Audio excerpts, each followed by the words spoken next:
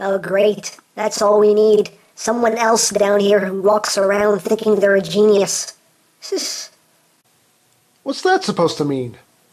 You're a genius, figure it out.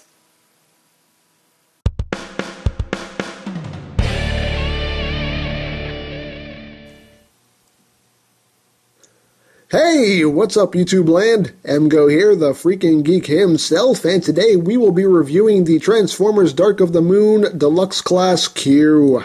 So here we are, and there he is, and first and foremost, as always, we'll take a quick look at the packaging.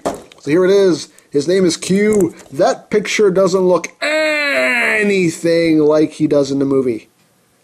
I don't know what the heck happened here. Seriously, I don't know. But this is the Takara version, hence the sticker here and the writing in a language that I cannot read, and the Takara Tomy sticker right there also is a dead giveaway that this does not come from this land that we call America.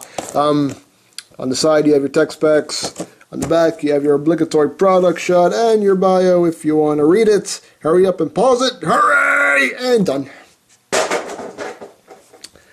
Moving right along. So here is Q, or Wheeljack. He was originally supposed to be Wheeljack, and in the ending credits of Dark of the Moon, he is credited as Q/Wheeljack. So I don't know why they went with Q, but they did. But he is a Mercedes-Benz E550. I know that because it says it right back here. I know things because it's blatantly obvious. But yeah, I mean, it's, you know, nothing sleek and futuristic. It's just, it's a car. It's a car. Some nice silver detailing right here in the front grille. The headlights are done in a very dark blue transparent plastic. Got some silver details picked out in the wheels. Even the door handles are picked out with some silver paint. The rear tail lights are painted, and even the exhaust pipes. So pretty nice. Some nice, subtle detailing, but nice. One thing that bugs me is the fact that the wheels actually seem to stick out a little farther than they should. They just kind of, they're a little wide for the car. But turn it over. I mean, you can see his hands here. You can see his chest. That's pretty much it. Rolls very well, very nicely. For comparison, we'll bring in our standard, the Roadbuster. You can see here he is a tad bit shorter than Roadbuster. So, there you have that. And yeah, he does come with accessories, which unfortunately have no storage in the vehicle mode whatsoever. He does come with his staff weapon, which has a little clip point attached to it.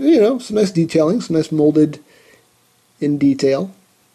He also comes with what looks like a drill, a Cybertronian power drill, which is cool, again with a clip point. And what looks like a nail gun, maybe? Perhaps? I don't know. Could be. I don't know. As you can see, they're all done in that green plastic. And also, last but not least, a mech tech weapon. Oh, we miss the mech tech weapons, don't we? No, we don't miss them because we're getting them with the Prime line, so we haven't gotten rid of the mech tech weapons. But here is Q's mech tech weapon, which is supposed to be a tool kit, a toolbox, I guess. And you pull this back and you get the spinning blade that deploys, much like Ratchet's mech tech weapon. I haven't done that in a while. But yeah, it's yeah. And of course he has two mech tech ports right here on the top. You can plug it in, and yes, it looks utterly ridiculous. Yeah. Yeah. Mech tech weapons, you gotta love them. And also in the package you do get this collector's card with a nice picture of Q. And on the back there's more information that I cannot read. And yeah. So there you have that. So I guess we'll just get down to the transformation. So you're just going to come back here. You're going to take this rear bumper. You're going to take this, bring it up. You're going to take this whole top section here and bring it up like that. Just take this bumper and just bring it up flush with that. Just bring this down. You're going to untab these wheel sections right here and rotate them down like that. The same thing here. Rotate it down.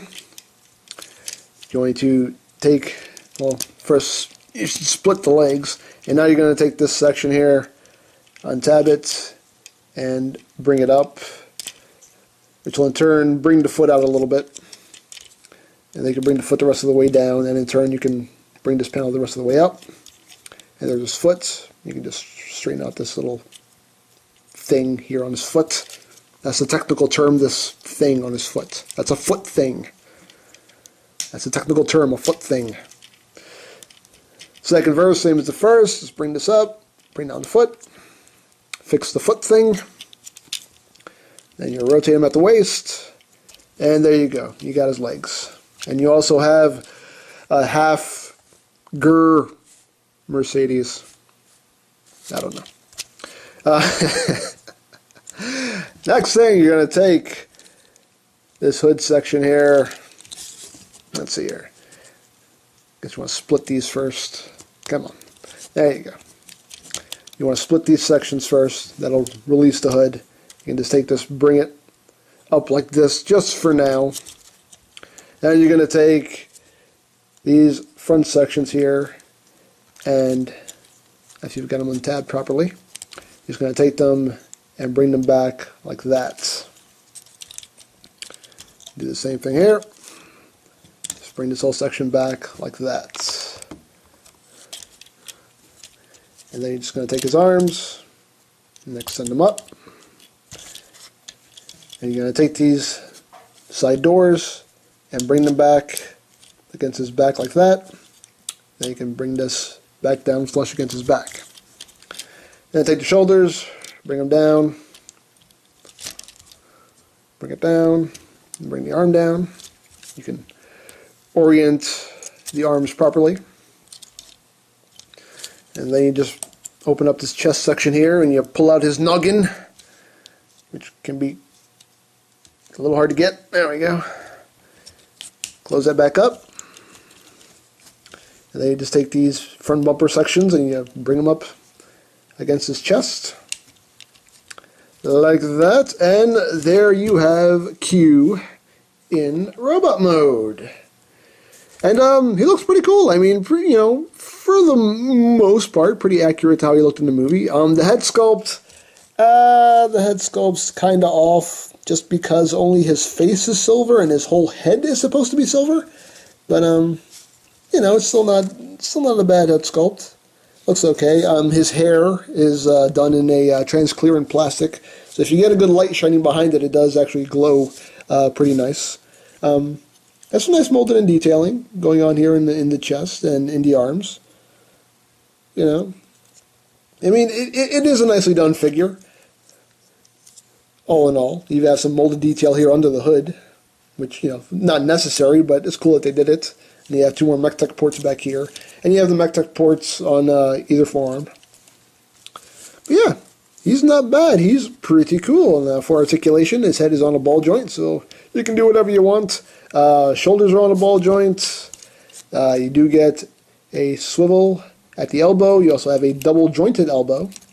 You get a waist swivel.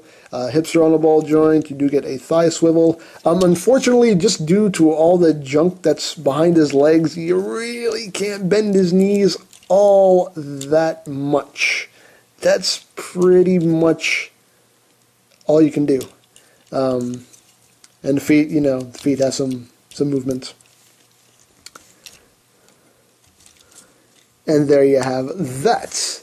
And of course, you have his weapons. You have his staff, which you can have him hold it, or just have it clipped onto this clip point right here behind his back, which is, you know, he never actually used his weapon in the movie. He always had it on his back, so that's pretty much the way I have him displayed. And of course, you have the MechTech weapon, which you can, you know, plug on his forearms, and if you don't want to do that, you can store it behind his back. Just plug it into these MechTech ports. But it does have this handle here. So what I like to do is I just like to have him, you know, carrying around his toolbox. Hey, why not? Dare I say, why not? Now he does have 2 clip points right here at either side of his chest, and they are meant for his other tools. But I really don't like the way they look, just kind of hanging off his torso like that. I don't know, that just kind of bugs me. So what I do is I just take the nail gun and I just plug it into this MechTech port back here, just for storage. And I have him holding his drill. This is basically how I had. The tongue doesn't want to work today. Jeez, this is basically how I have him displayed. There, I got the sentence out. Shush! It's been a long day. Just been a long day. But all in all, though, he's a pretty decent figure. I do quite like him. Now, for comparison, here he is with Roadbuster. As you can see, basically, maybe a hair taller than Roadbuster at the head. And just for the heck of it, here he is with Generations Wheeljack. The future of Wheeljack has never looked so weird. But yeah, but all in all, though, I do like this figure. It's a decent figure. And unfortunately, this is a figure that was canceled here in the U.S., so the only way you can get it is by getting the Takara version. And I was lucky; I was able to snag a pre-order on Big Bad Toy Store, so I got him for I think $37. Right now, he is going for ridiculous prices. I've seen him on eBay for $80, $90. Don't pay $90 for this figure. Do not pay $90 for this figure unless you are really, really desperate to finish off your Dark of the Moon collection. Do not pay $90 for this figure. He's good. He's a decent figure, but he's not $90 decent. If you can get him for regular import price, which is about $37, $38, $40. Okay, but don't go over that unless you really, really, really need him in your collection. But he's still a decent figure. I do like him. He's just weird. He's weird enough that I like him. Him and his Einstein-looking head. I don't know. I do like him.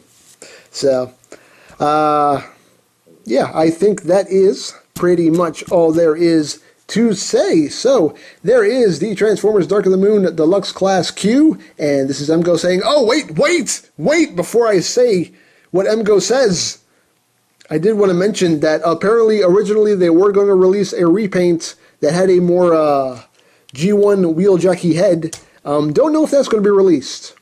Don't know if that's going to happen. Probably not, since this was canceled. I'm going to assume that the repaints were canceled. So I don't know about that, but I just figured I would impart that information. Now, that's all there is to say. So there is the Transformers Dark of the Moon Deluxe Class Q, and this is MGO saying, remember, you don't stop playing because you grow old. You grow old because you stop playing. Be geek, be proud, palm in your face! Wait, we surrender! We're your prisoners!